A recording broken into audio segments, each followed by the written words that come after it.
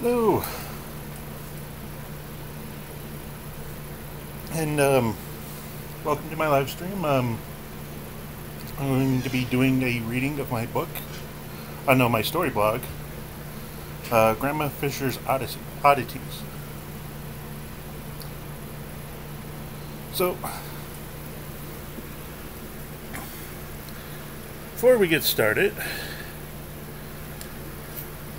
figure I'd just let you know what the story is about.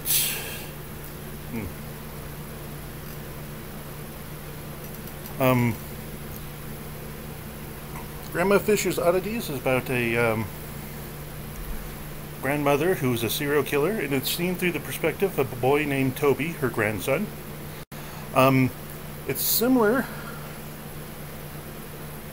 to some of my experiences. When I was growing up, I had parents who did some not nice things, and I grew up in this world where I didn't really understand what they were doing. If you want to know more about that, it's in my book called Breaking a Terrible Promise. I've put a link in the description. Here it is.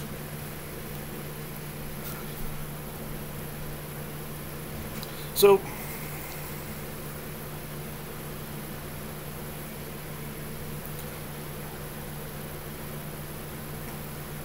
what is a story blog, per se? It's kind of one of my own creations. I don't know if other people are doing it. They might be doing it, and I'm just way behind the times or something. But how it started was when I got onto Twitter, I got this idea. What if I started tweeting a story bit by bit every day? So within the 180 character guidelines, I tweeted out a little story called The Fog. Well, that went over well, but it didn't quite work out. Sometimes people got a little lost where I was going. So where I've gone with the concept is I've started a blog, and I've been writing a little bit of story every day. I usually go for enough to kind of fill out a concept, like get the whole idea, get a whole idea on there, what's going on, who's doing it, who's doing what, who's saying something. Yep. Sometimes I'll go for a whole entire conversation. That's kind of the idea. So, the story blog I'm talking about right now is Grandma Fisher's Oddities. Here's our cat, Mama's. She apparently wanted to be in the picture, so there she is. I've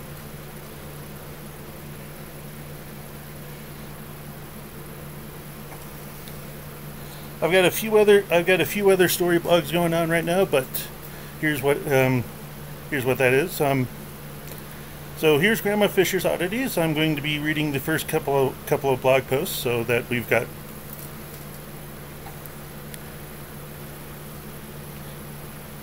you people know what's going on. I hope you enjoy it. So,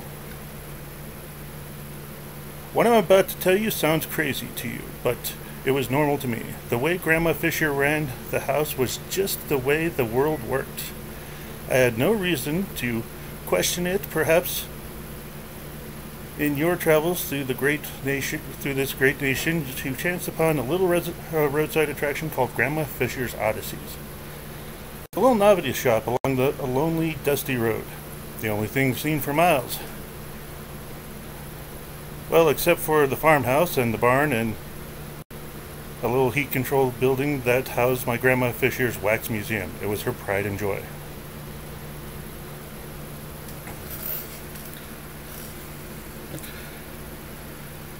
Grandma didn't look much like Grandma. She was in her early 40s. She had her daughter when she was 17, and her daughter had me when she was 17. She was one of those people that didn't age, taking about 10 years of her appearance. Most people thought she was 30. With her golden hair and her slim figure, they just assumed I was her son. On occasion, Grandma would bring home a guest. She would invite them for dinner, She had a special pepper shaker, which she would use to season her food. At first, I thought she was putting them to sleep, and they would pass out while eating dinner. Before long, I understood she was giving them poison. Grandma wasn't killing them. She was making them into angels. She had a whole system. First, she would take them out to the shed where she trimmed off their hair and their arms and their head. Trimmed off the hair on their arms and their head. She groomed their fingernails to her liking and then took a plaster cast of their face and hands.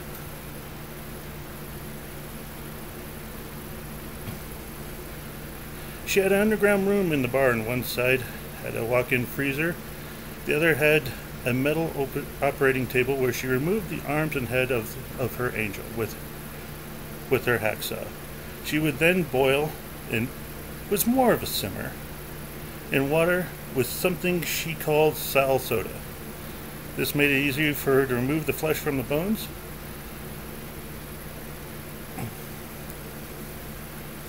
She had a stove and table workstation between her fridge and middle table. She used the skull and finger bones as a base for her wax sculptures. First building the inner muscle structure with clay and then using what made the other then using wax she made the other skin layer. Finally, using plaster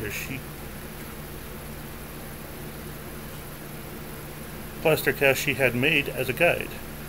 She would, of course, give them more pleasant expressions. They look so real. That's what everyone would say. That's what everyone said about her wax sculptures. No one knew the extreme she went to get such realism. She chose her angels based on their likeness to celebrities. Oh, isn't he just the spitting image of Dwayne Johnson? She would ask. Or, I think she would make the perfect Emma Watson, she would say. She liked historical figures as well. Einstein, Susan B. Anthony, anyone famous. Grandma, I said. Yes, dear, she said as she was working on her wax figure of Helen Keller. I want to be an angel someday, I said to her. Grandma paused for a moment. She turned to me with a big smile. You will, dear, but you're not ready yet. I can only make people into angels when they're perfect. I must have looked a little crestfallen because Grandma gave me a big hug. Don't worry, Toby. You just have to grow up, a little bit more growing up to do. You'll see. I'll let you know when it's time. Just promise me you'll wait until then. I had no idea Grandma had just promised to kill me. Or perhaps I didn't. Perhaps I did. But to me, being one of Grandma's Fisher's wax figures was the greatest gift she could bestow on someone. One day, we had Pastor Menson show up. He would come over every so often and have dinner with us. Naturally, we made it to church almost every Sunday.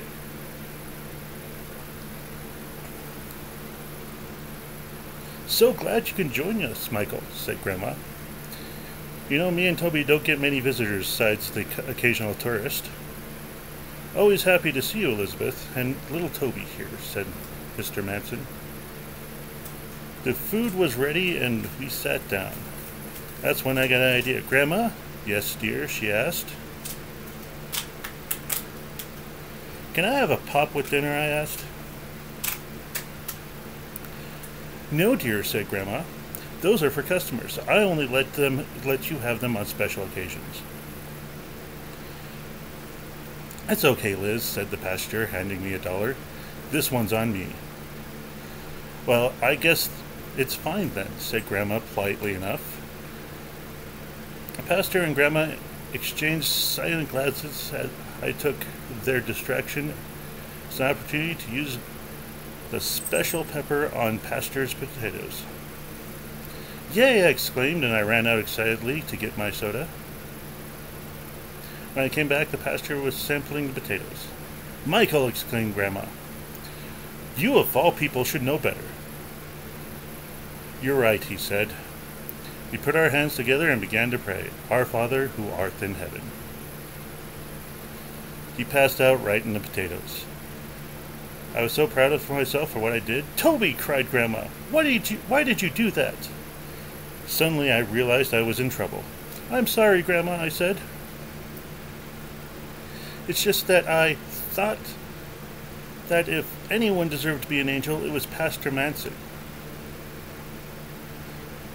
I was on the verge of tears. Grandma grabbed me up, hugged me up, grabbed me and hugged me up.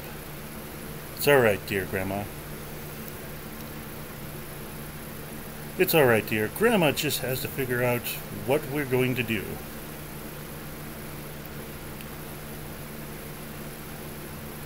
Grandma had a system for body disposal. The first step, she made a plaster cast. After she made the plaster cast of them was the freezer.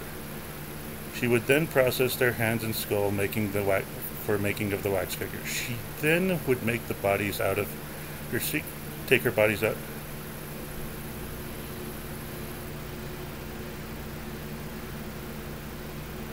Secret compost heap near the backyard. She had a flower bed, but one of them had a secret. The flower bed was actually a door. When she pulled on it, the flower bed lifted out of its hole and sat off to the side. This revealed a hidden area under the bed, one that was accessed by another door about 3 feet in. This is where Grandma kept her beetles. They were a special kind of beetle that removed flesh from bone.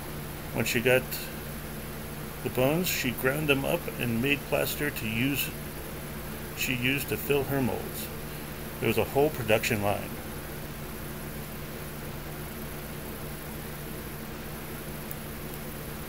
How did Grandma get all this stuff? She had the hookup from a guy named Sal. He was a taxidermist by trade, but found a market amongst serial killers. He got them set up and got rid of. He got them set up to keep and get rid of bodies, and they gave him clothes, money, cars they got from their victims. Sal made them disappear for a tidy profit.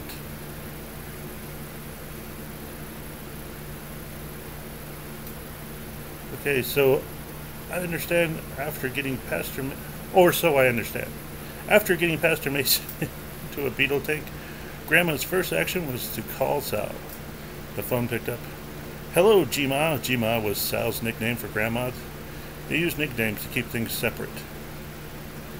Sal, I need a pickup, said Grandma Fisher. You're not scheduled for a pickup, said Sal. I know. This one is urgent, said Grandma.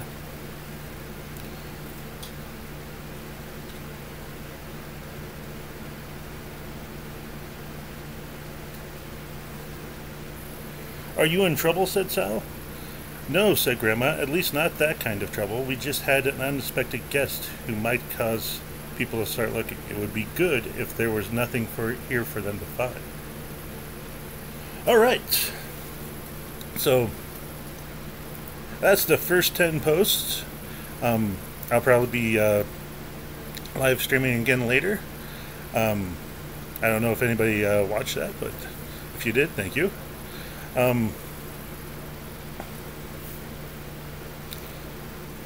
I hope you enjoyed that. I'll probably be doing this again next week, maybe around this time, maybe a little later. We'll see what happens. All right. Thank you.